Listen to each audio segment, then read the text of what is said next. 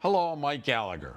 For years, I've been telling stories as a sportscaster and a small town producer. Now that I'm in the fourth quarter of life, it's finally dawned on me. I've got one story left to tell. It's my own.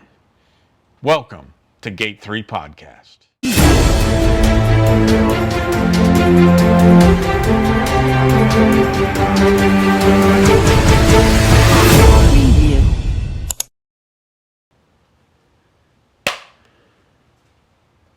Welcome to Gate 3. Not a sports show like you might be thinking based on these authentic Pit Panther helmets. But it does contain a lot of sports material. After all, I did spend a lifetime going to the games that people play. But I'm Mike Gallagher. As that longtime TV producer and sportscaster, I had the great opportunity to tell so many great stories of athletes, student athletes, families, some stories that really hit home on many different levels. But I want to emphasize out of the gate that this is not just a sports show, a highlight show, an evaluation show of players and what they do on the court, on the field, or off. This story goes beyond that. In fact, if you were to ask me, is this a sports podcast? I'd tell you no. It's actually a love story, and that story is mine. For all my life, sports have been an integral part, and they led me to a career where I had the opportunity to be around those who could truly play the games. Just by pointing a camera, a microphone, and sharing a story, it got me close to some of the most amazing events to happen in sports.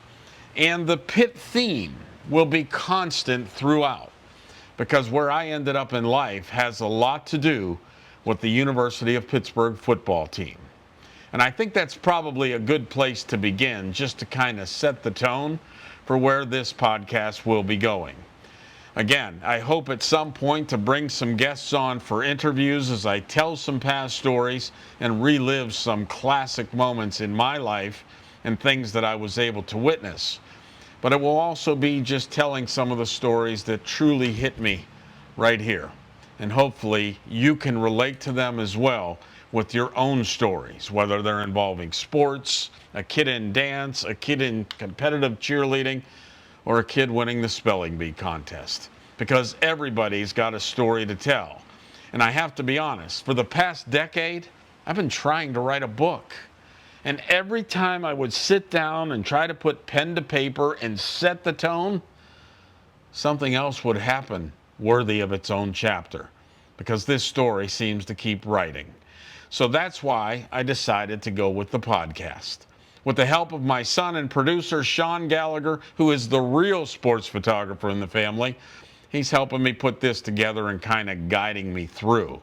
He leaves just the BS up to me, because people claim that I'm full of it, which you may think that after watching a couple of our episodes. But it is great to be here. And again, I have to get back to the Pitt theme.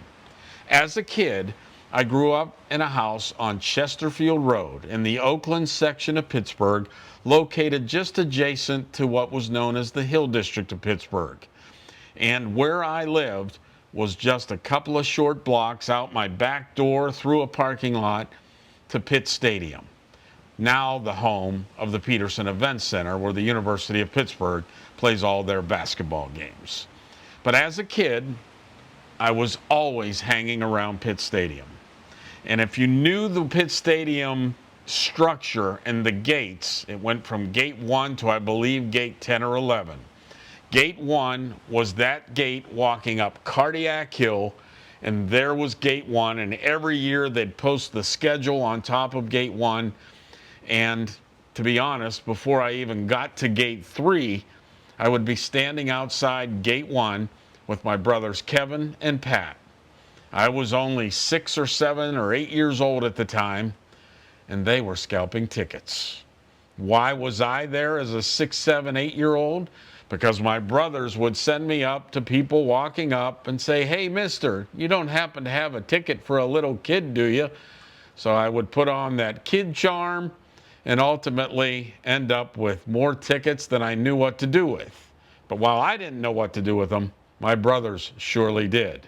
It was a living for them as high school students at Central Catholic in Pittsburgh. So we would scalp every game outside of Gate 1 at Pitt Stadium, and we would ultimately stash a ticket or two so we could get into the game after we were done making a little bit of money. But as time went on, I would hang around Pitt Stadium for more than just games. In fact, I used to love to go in and run around on the AstroTurf or run around in the stadium and even sneak into the locker room. And as you worked your way around the stadium, Gate 3 was located right along the side, and that was the entrance that everything happened. That's the entrance where players would arrive for both home team and visiting team. The visiting team locker was on one side. The University of Pittsburgh football locker room was on the other side. And then there was another set of gates that opened up to the turf field.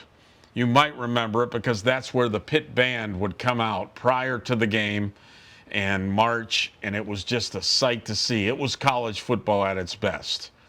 And by the time I was age 10 or 11, I was always hanging around that gate and not always allowed in. I remember Chuck quite well. Chuck was the security guard who often manned that gate and worked for the University of Pittsburgh. I would wait for him to make his rounds in other parts of the stadium, and I could jimmy the gate up enough to slide under and sneak in. So I would go in, I would watch practice, I would play football myself, and always try and stay out of Chucky's eye, because if he saw me, he would always threaten to call the cops, and he would always kick me out. But nevertheless, I maintained getting in through Gate 3. Well, this podcast is titled Gate 3, so now you might see the analogy that I'm trying to make. My life is structured around sneaking into Gate 3, getting out onto the field, getting around Pitt football. And it was all by getting through Gate 3. And it kind of became a thing with my life where, you know, as people often say, and actually Dan Marino himself said at the Pro Football Hall of Fame, when he was asked to help me get into a game, he told the director of the Hall of Fame, he said, "Joe, it's not a big event if Mike Gallagher's not sneaking in." And that all goes back to my days at Gate 3, sneaking in to the University of Pittsburgh football program and Pitt football. Now, at the time this was happening, this was the early 70s, 73, 74, 75, and the ultimate year of 1976. What's special about those years? Well, that's when Johnny Majors became the head football coach and brought his staff to the University of Pittsburgh. In that freshman class, I believe he brought in somewhere between 70 and 90 new players that would make up the Pitt football program.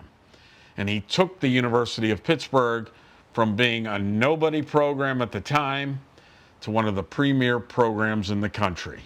He had some keynote players that to this day are considered some of the best to ever play football. One in particular, Tony Dorsett, or Dorsett as he may go by now. Well, Tony Dorsett was a freshman at the University of Pittsburgh. He worked his way through an incredible 4 years, and I was fortunate that I was a kid that would sneak in and get an up close and personal look at one of the greatest running backs to ever play the game. But by the time Tony was a sophomore, my escapades around Gate 3 and getting in had escalated probably where they shouldn't have been.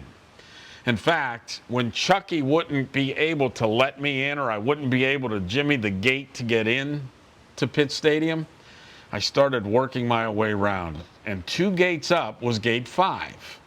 Gate 5 was the band door where the University of Pittsburgh band would come into the band room to practice every day.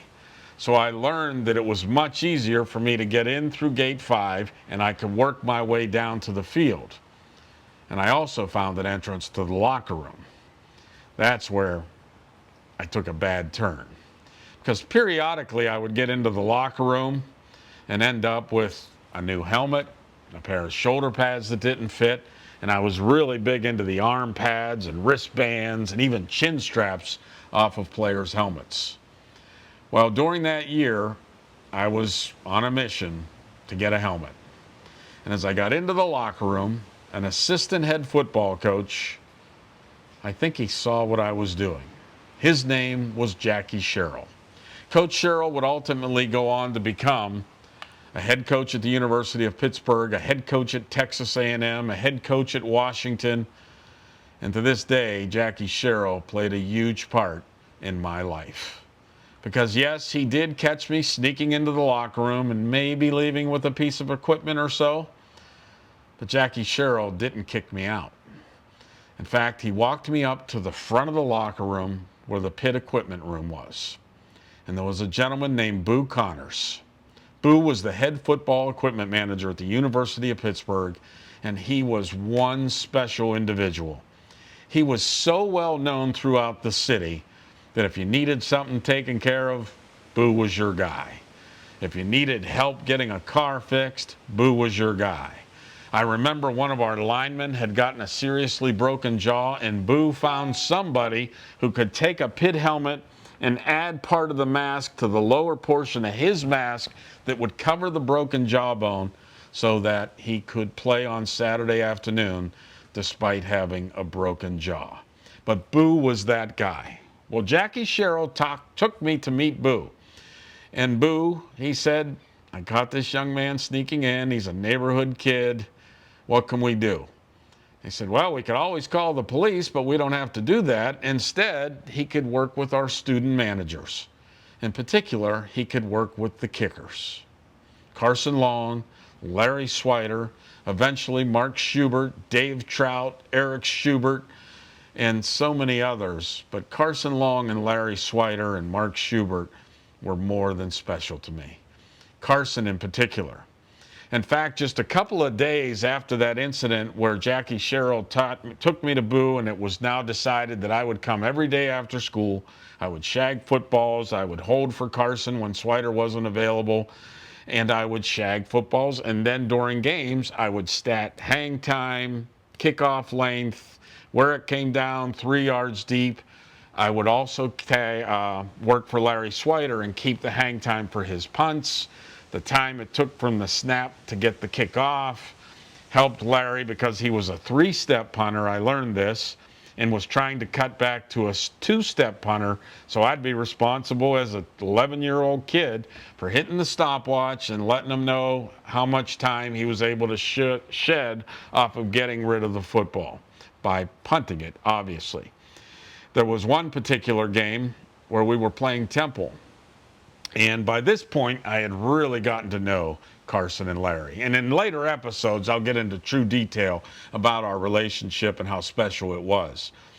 But with Larry Swider, at that time in football, the coffin corner was a big thing for punters, where they would try to angle a ball if they were kicking from the 50 on in and put the ball out of bounds at what they called the coffin corner, as close to the goal line without going into the end zone to cause a touchback.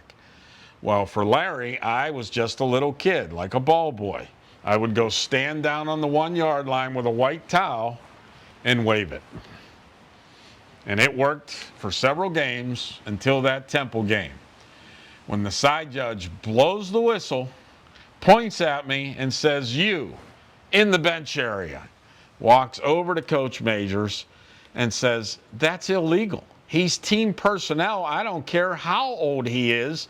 He can't be standing down there creating a target for Larry Swider to punt to."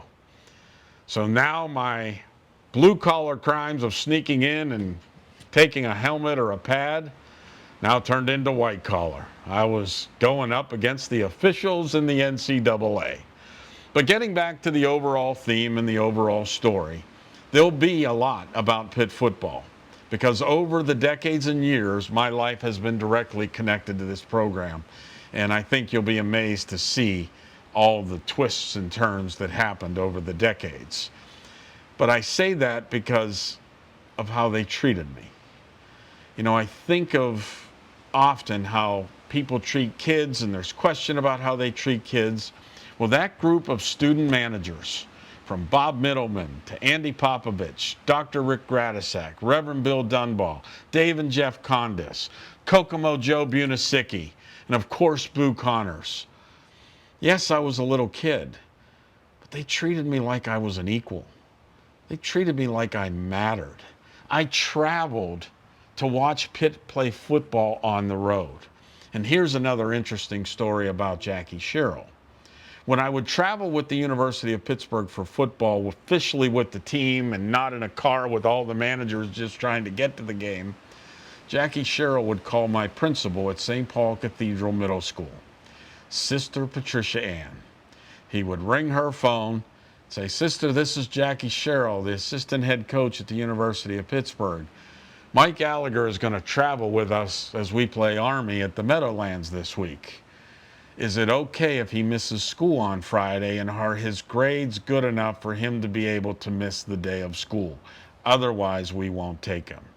Well, Sister Patricia Ann, Sister Rachel, Sister Margaret Alice, Miss Siraki, Miss McIntyre, they were all huge Pitt fans. And Pitt was now in its glory days.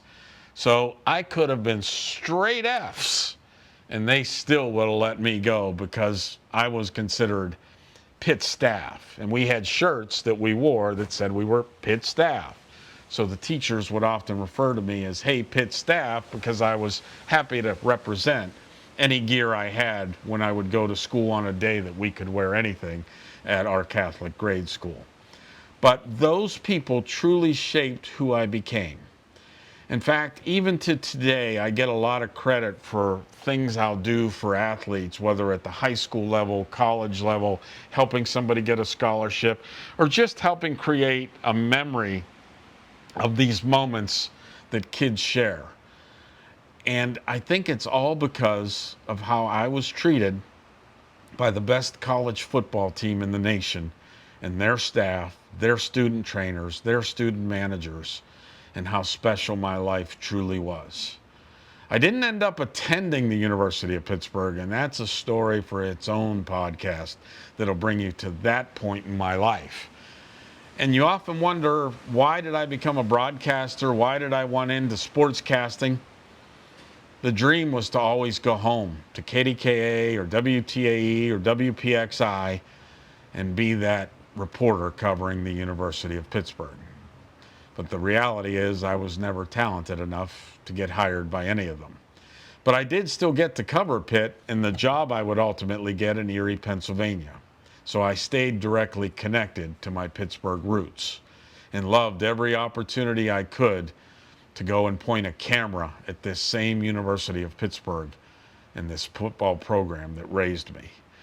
I had such a blessed life that I don't want anyone crying. I just want to celebrate the fact that I got to live the life I did.